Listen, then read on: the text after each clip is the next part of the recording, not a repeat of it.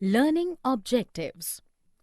After studying this module, students will be able to explain the concept of organizing, explain the process of organizing, describe the importance of organizing, explain the meaning, advantages, and disadvantages of functional organization, explain the meaning, advantages, and disadvantages of divisional organization, explain the meaning, advantages, and disadvantages of formal and informal organization, distinguish between formal and informal organization, explain the concept of delegation and decentralization, describe the importance of delegation and decentralization, and distinguish between delegation and decentralization. Meaning and steps. Organizing. Organizing is that managerial process which seeks to define the role of each individual towards the attainment of enterprise objectives, with due regard to establishing authority, responsibility, relationships among all, and providing for coordination in the enterprise as an inbuilt device for obtaining harmonious group's action. Definition. In the words of Theo Hamel, organizing is the process of defining and grouping the activities of the entire process and establishing the authority and relationship among them. Organizing in management refers to the relationship between people, work, and resources used to achieve the common objectives. Steps in organizing. Management function of organizing completes when it passes through different stages. The important among them are discussed below. Identification and division of work.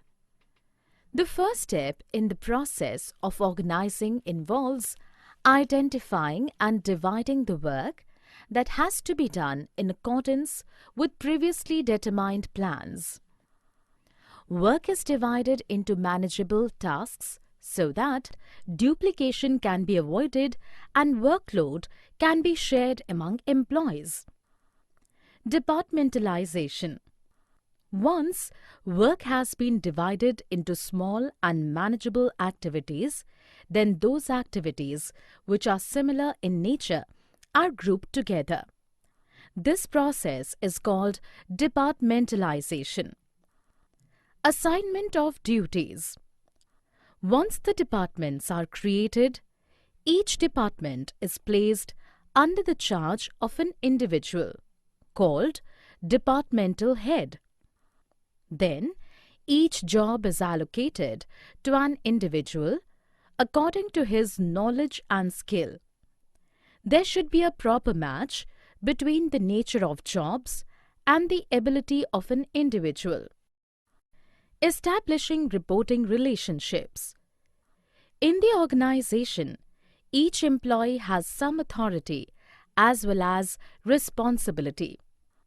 It is necessary that every individual must know whom he has to take orders from and to whom he is answerable. Importance of organizing. Importance of organizing.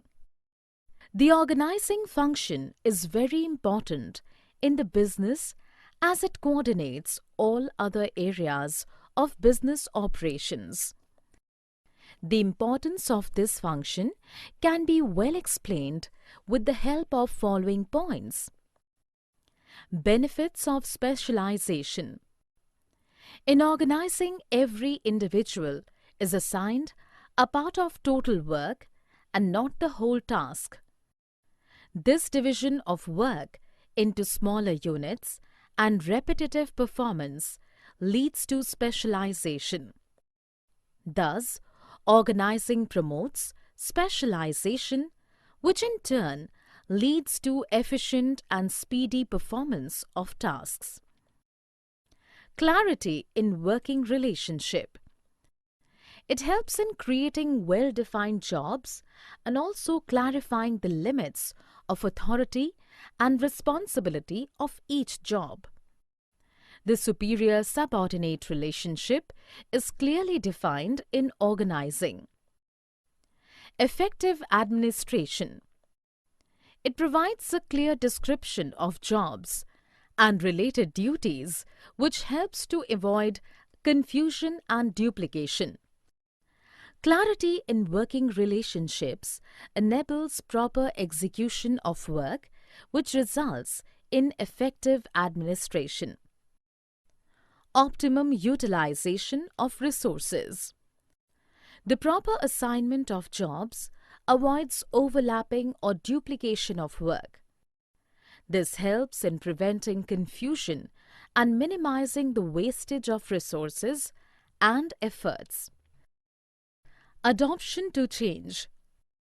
A properly designed organizational structure is flexible, which facilitates adjustment to changes in workload caused by change in external environment related to technology, products, resources, and markets. Development of personnel. Sound organization encourages initiative and relative thinking on part of the employees. When managers delegate their authority, it reduces their workload, so they can focus on more important issues related to growth and innovation. This also develops the subordinate's ability and helps him to realize his full potential. Expansion and growth. It helps in growth and diversification of an enterprise by adding more job positions, departments, products lines, new geographical territories, etc. Organization structure. Structure of organization. An organization structure is a framework of authority and responsibility, relationships between various positions in the organization, and also clarifies who reports to whom.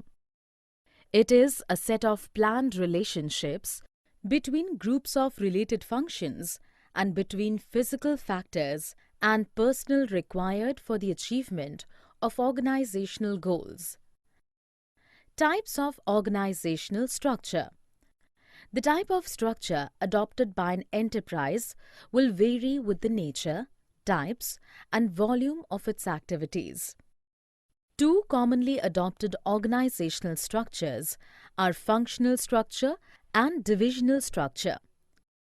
Functional structure. In functional structure, activities are grouped and departments are created on the basis of specified functions to be performed. Activities related to a function are grouped into a single unit with a view to give a well-defined direction to the whole group. For instance, in an industrial enterprise, the major functions like production, finance, marketing, and personnel may be grouped into different departments. Suitability of functional structure. The functional organization is highly suitable for an enterprise engaged in the production and distribution of a single product or a small number of products. It is very useful where it is desired to introduce specialization in the performance of various functions like production, finance, marketing, etc. Divisional structure. The divisional structure is formed by creating a set of autonomous units or divisions which are coordinated by the central headquarters. For example, a company may have 3 divisions to manage garments, cosmetics, and leather goods, etc. Suitability of divisional structure. Divisional structure is suitable for the firms having several products, and each product is categorized by different technology, resources, production process, and market. It is suitable for firms having coverage of wide geographical area or having different market segments. Formal and informal organization. Formal and informal organization. In all organizations, there are two types of organizational forms are existed.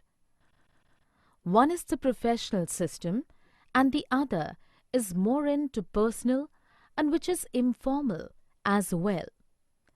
When the employees are guided by rules and procedures, this is said to be formal organization. Formal organization. Formal organization refers to the organization structure which is designed by the management to accomplish a particular task. It specifies clearly the boundaries of authority and responsibility, and there is a systematic coordination among the various activities to achieve organizational goals. Informal organization. Interaction among people at work gives rise to a network of social relationships among employees, called the informal organization. Informal organization emerges from within the formal organization when people interact beyond their officially defined roles. Characteristics of informal organization. Based on formal organization. This is based on formal organization where people also have informal relations. First of all, the formal organization is established and then informal organization is created out of it. It has no written rules and procedures. In this organization, there are no written rules and procedures to govern interrelationship. But there are group norms which have to be observed. Independent channels of communication. In this organization, relations among different people are not defined because a person at the lowest rank can have direct contact with the person at the highest level. It is not deliberately created. Informal organization is not deliberately created. It emerges out of mutual relationship and tastes. It has no place on organization chart. Informal organization has no place on the properly prepared organization chart. Moreover, there is no information about it even in the organization manual. Delegation. Delegation. In every organization, whatever may be the nature, a single person or a manager cannot manage his duties in an effective way unless he is dividing the work among his subordinates. This process we can call as delegation process. Delegation refers to the downward transfer of authority from a superior to a subordinate. Delegation involves granting of authority to subordinates with a view to make them perform the assigned duties. It enables the managers to distribute their workload of work to others and concentrate on important functions which only they can perform better. Elements of delegation. The basic elements of delegation are authority, responsibility, and accountability. Authority. Authority refers to the right of an individual to command his subordinates and to take action within the scope of his or her position. Authority is needed to discharge a given responsibility. The power to produce or use raw materials, spend money or ask for allotment of money, to hire or fire people, etc., has to be delegated to individuals to whom the work is assigned. Responsibility. Responsibility refers to the obligation of a subordinate to properly perform the assigned duty. The superior must determine clearly the task or duty to be assigned to the subordinates. The duty must be expressed in terms of functions or in terms of objectives. Accountability. Accountability is to answerability for the outcome of the assigned task. The subordinate is held accountable to the superior. Accountability originates because the manager has a right to require an accounting for the authority delegated and task assigned to a subordinate. The process of delegation of authority is incomplete unless accountability is created. Importance of delegation. Importance of delegation. Delegation ensures that the subordinates perform tasks on behalf of the manager, thereby reducing his workload and providing him with more time to concentrate on important matters. Effective delegation leads to the following benefits. Effective management. By delegation, managers pass their routine work to their subordinates. So, they get more time to concentrate on more important matters. This will help them to excel in new areas and be more efficient and effective. Employee development. In the process of management, the work is passed on to the employees. This gives them opportunity to use their talents and increases their experience. It makes them better leaders and decision makers. Thus, delegation helps in preparing better future managers. Motivation of employees. When a superior passes on the responsibility to his subordinate, it is not merely sharing work, but also sharing trust. This develops a feeling of belongingness and commitment for the subordinate. It improves his confidence and he feels encouraged to improve his performance. Facilitation of growth. While passing on a responsibility and authority, managers have to take care of the qualification and capability of the employee. This division of work and specialization provides a ready workforce to take the leading position in a new venture and thus help in the expansion of the enterprise. Basis of management hierarchy. Delegation establishes authority, responsibility, relationships between employees. The degree and flow of authority determines who is to report to whom. It also decides the power enjoyed by each job position in the organization. Decentralization. Decentralization. Decentralization means delegation of authority at every level. It is the even and systematic distribution of decision-making authority to the lowest level of management. Under decentralization, every employee working at different levels gets some share in the authority. Importance of decentralization. Decentralization is a fundamental step and its importance can be understood from the following points. Develops initiative among subordinates. It helps to promote self-reliance and confidence amongst the subordinates. This is because lower managerial levels have been given freedom to take their own decisions, and they learn to depend on their own judgment. It also helps to identify those executives who have the potential to become dynamic leaders. Develops managerial talent for the future.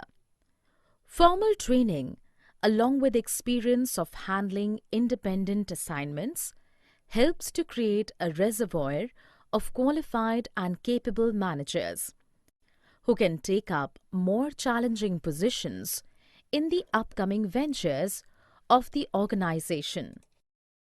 Quick decision making. Under decentralization, authority to make decisions is placed in the hands of those who are responsible for executing the decisions. Since decisions are taken at levels nearest to the point of execution, there is no delay or distortion of information. Growth and diversification. Use of decentralization becomes imperative when an institution carrying the manufacture of one product wants to diversify in the other different ranges of the product. So, decentralization facilitates growth and diversification of products and markets. Relief to top management. It helps to reduce the amount of direct supervision over subordinates by giving them freedom to take decision and act on their own. This reduces the workload of top executives, and they can devote their time and attention to important policy matters. Advantages of decentralization. Decentralization. Decentralization means delegation of authority at every level. It is the even and systematic distribution of decision-making authority to the lowest level of management. Under decentralization, every employee working at different levels gets some share in the authority. Advantages. The importance of decentralization can be discussed with the help of following points. Reduces the burden on top executives. Decentralization relieves the top executives of the burden of performing various functions. Centralization of authority puts the whole responsibility on the shoulders of an executive and his immediate group. This reduces the time at the disposal of top executives who should concentrate on other important managerial functions. Facilitates diversification. Under decentralization, the diversification of products, activities, and markets, etc., is facilitated. A centralized enterprise with the concentration of authority at the top will find it difficult and complex to diversify its activities and start the additional lines of manufacture or distribution. To provide product and market emphasis. A product loses its market when new products appear in the market on account of innovations and changes in the customer's demand. In such cases, authority is decentralized to the regional units to render instant service taking into account the price, quality, delivery, novelty, etc. It promotes motivation. Decentralization of authority promotes the morale of the employees and create a feeling that they are important to the business. This will improve the productivity and efficiency. Executive development. When the authority is decentralized, executives in the organization will get the opportunity to develop their talents by taking initiative, which will also make them ready for managerial positions. Summary. Let us summarize what we have learned in this module. The process of defining and grouping activities, as well as establishing authority relationships among them. It is highly crucial as it leads to division of work, clarity in reporting relationships, utmost utilization of resources, growth, powerful administration, and wonderful creativity. Organizational structure is the framework within which managerial and operating tasks are performed. It can be functional or divisional. Functional structure groups activities on the basis of functions. The crucial benefits of such a structure are specialization, superb control, high-level managerial efficiency, and ease in training employees. The disadvantages of functional empires are conflict of interest, inflexibility, and restriction in managerial development. Divisional structure groups activities on the basis of products. The advantages are integration, product specialization, greater accountability, flexibility, better coordination, and more initiative. Formal organization is designed by the management to achieve organizational goals. Its advantages are fixation of responsibility, clarity of roles, and unity of command and effective accomplishment of goals.